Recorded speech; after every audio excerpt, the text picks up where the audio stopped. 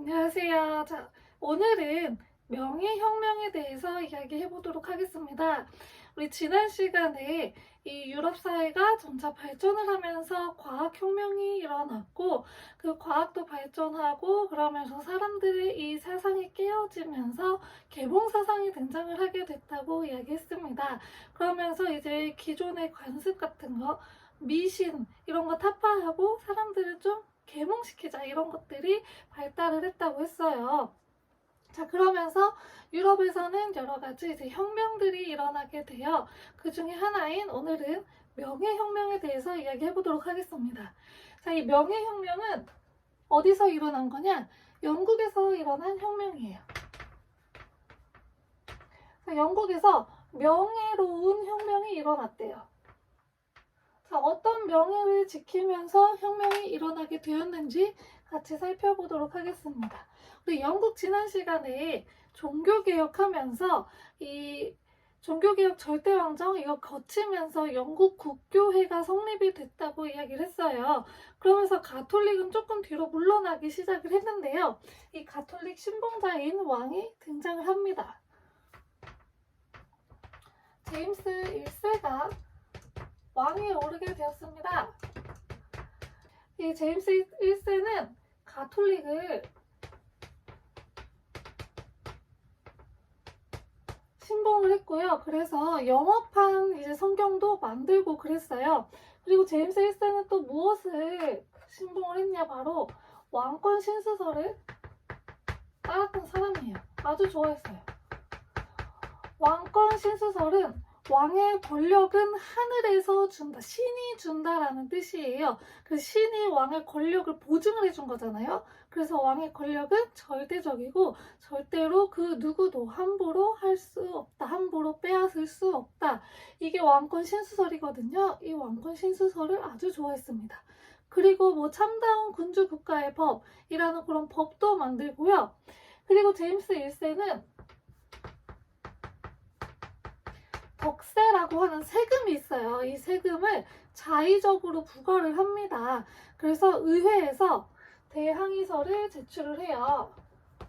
맘대로 세금 걷지 마세요 라는 것을 이제 제출을 합니다. 제임스 1세 때는 큰 일 없이 이렇게 잘 넘어갔는데 이 제임스 1세 다음 왕 찰스 1세 때 좀 일이 터져요. 자, 이 찰스 1세도 마찬가지로 가톨릭 신자였어요. 그래가지고 청교도들을 탄압을 해요. 청교도는 신교를 말해요. 우리 지난번에 종교개혁 때 나타났던 신교 있죠. 그 신교를 말하는데 청교도들을 이제 탄압을 하기 시작을 해요. 그래서 이제 반란이 일어나게 되는데 반란이 일어나게 되면 이 반란을 진압하기 위해서 군대를 파견해야 되잖아요. 그러기 위한 비용이 마련이 돼야 돼요. 비용 마련을 위해서 그냥 이렇게 막 세금을 거두면 안 됐어요. 영국은 그 지난번에 존 왕 때 대헌장이라는 것을 이제 제출을 해서 세금을 걷기 위해서는 의회의 허락을 받아라 라고 이야기했잖아요. 그래서 의회의 허락이 필요해서 의회를 소집을 하는데요.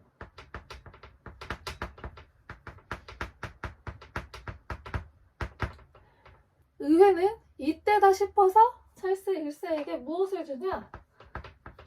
권리청원이라는 것을 내립니다. 자, 권리청원은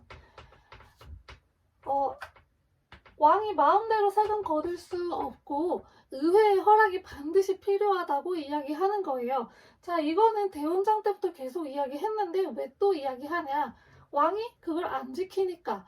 그래서 의회에 그런 얘기를 좀 더 공고히 하고자 다시 한번 제출을 한 거예요. 그래서 청원이라고 하는 형태잖아요. 이게 새로 제정을 한 게 아니고 기존에 이런 게 있다, 이미 있다. 그러니까 너는 그냥 이거 지켜라. 청원을 한 거예요. 그래서 권리 청원이라고 하는 청원의 형태로 이제 제출을 한 거죠. 그러니까 찰스 1세가 뭐야 이것도 저 사람 귀찮게 하네 해서 의회를 해산을 시켜버려요. 그래서 의회를 계속 소집을 안 하고 있었습니다. 그리고 나서 자의적으로 세금을 부과해요. 왜냐면 어쨌든 요거를 진압할 돈이 필요는 하니까 자의적으로 세금을 부과합니다.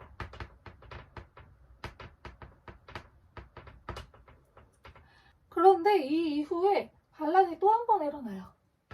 스코틀랜드에서 반란이 일어나는데 이 스코틀랜드에 영국 국교회를 강요하니까 이제 반란이 일어났는데 요거 반란을 진압할 또 전비를 마련하기 위해서 의회를 소집을 하는데요. 이때 강제로 의회가 해산되고 나서 몇 년 동안 의회를 모집을 안 했어요. 그 의회를 못 모이게 했어요. 그러니까 이 의회를 이때 이 소집을 하니까 이때다 이제 싶은 거죠. 그래가지고 귀족들 사이에서 왕을 지지하는 왕당파하고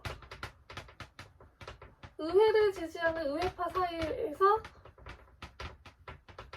내전이 벌어지게 됩니다. 그래서 여러 번의 이제 전투를 거쳐요. 뭐 마스턴무어 전투, 네이지비 전투 이런 전투를 겪으면서 누가 이기냐? 의회파가 승리를 하게 돼요. 그래서 이 의회파의 수장이었던 크로멜이라고 하는 사람이 권력을 잡고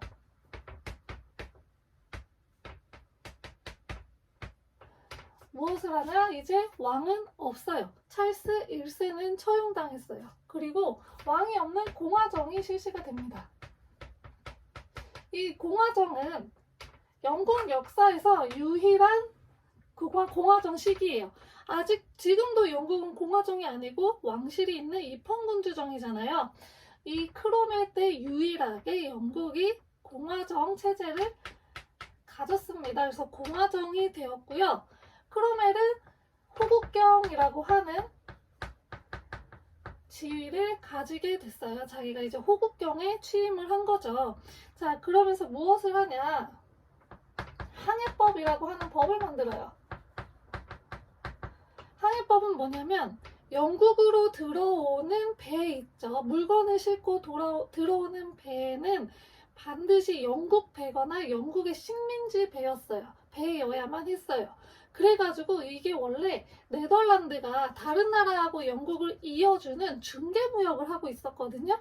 근데 네덜란드 배가 못 들어오게 되면서 네덜란드 무역에 굉장히 큰 타격을 주게 되었습니다. 근데 이런 항해법을 실시해서 이 영국의 무역을 보호하려고 했어요. 이게 이제 보호무역에도 들어가는 거죠.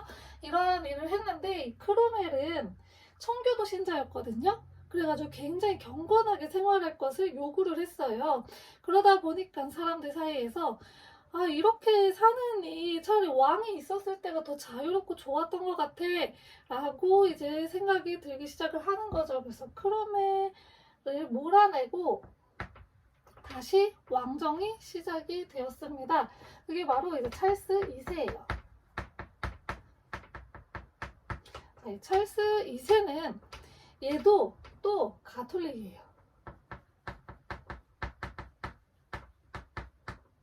그런데 이 처음에 얘가 왕이 됐을 때는 얘가 권력을 잡고 있지는 못하고 의회에서 먼저 권력을 잡고 있었어요.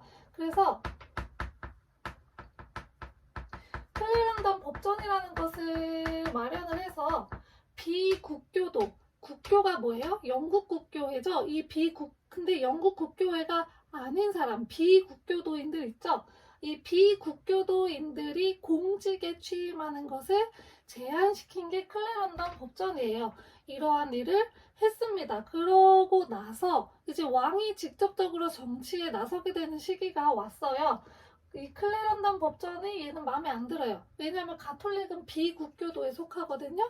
그래서 이것을 좀 완화시키기 위해서 비국교도인들에게 신앙의 자유를 허락해 줍니다. 누구를 위해서? 가톨릭을 위해서. 청교도보다도 가톨릭을 위해서 이러한 일을 실시를 했어요. 그래서 이제 의회에서는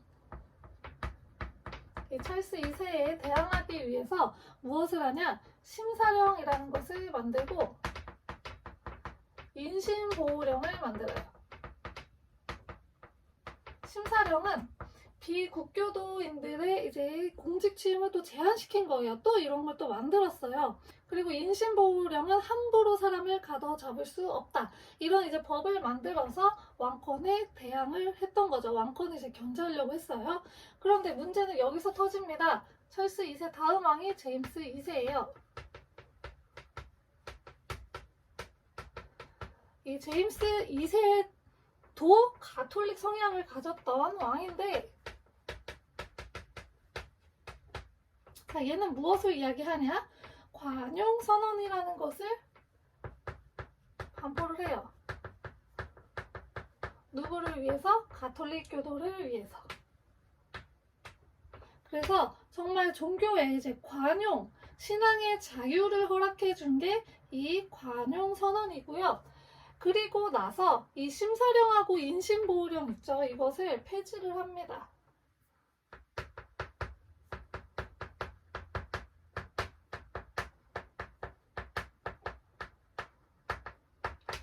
이 두 개를 완전히 폐지시켜 버렸어요. 자, 그러니까 어떻게 해서 의회는 자기네들이 만든 걸 왕의 마음대로 없애버렸어요. 얼마나 화가 나겠어요. 그래서 이 제임스 2세를 몰아내야겠다. 그런데 이 제임스 2세를 지금 당장 몰아내긴 좀 힘들어요. 그러니까 어차피 얘 아들이 없거든요. 그래서 아들이 없으니까 그냥 얘 왕 물러날 때까지만 기다리자라고 하고 있었는데 제임스 2세가 아들을 낳아버렸어요. 자, 그러면 제임스 2세 아들이 왕이 될 확률이 너무 높아진 거예요. 이대로 안 되겠다. 내쫓아야겠다 해서 누굴 데리고 오냐? 그 네덜란드 총독이었던 오량의 공 윌리엄이랑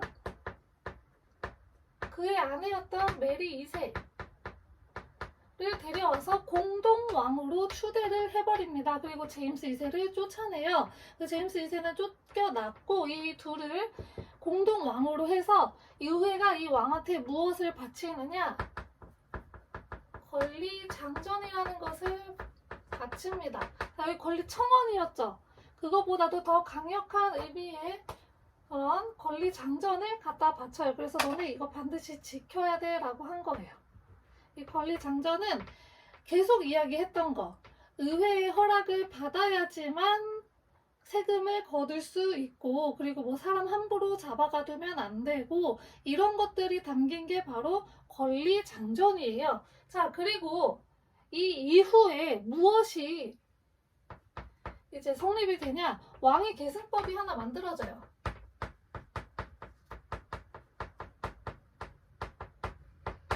왕위를 이을 수 있는 사람은 반드시 영국 국교의 소속이어야만 한다. 영국 국교의 소속인 사람만 왕위를 이을 수 있다. 가톨릭 신자들은 왕을 할 수가 없다. 이게 왕위 계승법으로 이제 성립이 되었고, 이 이후에 이제 앤 여왕 때 스코틀랜드하고 잉글랜드가 합병이 되었고요. 그리고 또 조지 1세도 있는데, 이 조지 1세는 독일에서 왔던 사람이었어요. 그래가지고 영어를 거의 몰랐대요. 그러니까 영국은 계속 영어를 사용하고 있었던 국가이기 때문에 왕이 영어를 몰라가지고 이 의회에서 하는 뭐 일이라든지 진행되는 것을 참견을 할 수도 없고 몰랐어요. 그래가지고 왕은 군림하되 통치하지 않는다라는 그런 지금까지 영국의 그런 정치가 형성이 된 거예요. 그래서 이때 내각 책임제가 형성이 되었습니다. 왕은 정사에 관여하지 못해요. 정치는 내각, 의회에서만 하는 이 내각 책임제가 형성이 되었습니다. 자, 그래서 피를 흘리지 않고 혁명이 이루어졌다라고 해서 명예혁명이라고 합니다. 영국은 왕보다는 의회의 힘이 지금도 그렇거든요. 왕은 거의 정치를 안 하고 의회에서 이제 다 하는데, 그게 바로 이때 명예혁명을 통해서 그런 관습이 형성이 되었다고 합니다. 자, 이번 시간 다시 한번 복습을 해보면 제임스 1세, 찰스 1세, 찰스 2세, 제임스 2세 거치면서 이 친가톨릭적인 왕들이 이제 등극을 하면서 청교도도 탄압을 하고 그리고 영국 국교회를 탄압을 하는데 의회에서는 이 왕권에 맞서기 위해서 여러 가지 일들을 해요. 비국교도인들은 공직에 취임을 못하게 하는 등 이런 일을 했었는데 이 왕이 이러한 법들을 다 없애버리는 등의 조치를 취하자 결국에는 내쫓고 새로운 왕을 옹립을 하면서 권리 장전이라는 것을 이제 갖다 바치면서 의회의 권한을 더 확실히 했다. 그리고 이 중간에 영국에서 유일하게 공화 정식이었던 크로멜의 통치 시기가 있었다. 하지만 너무 꽉 조이는 경건한 생활을 또 강조했기에 사람들의 불만이 나타났고 그래서 다시 왕정으로 복귀를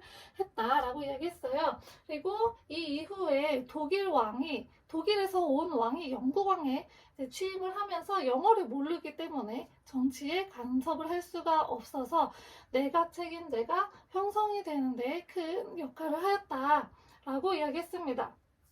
자, 이번 시간은 영국의 명예혁명에 대해서 살펴보았고요.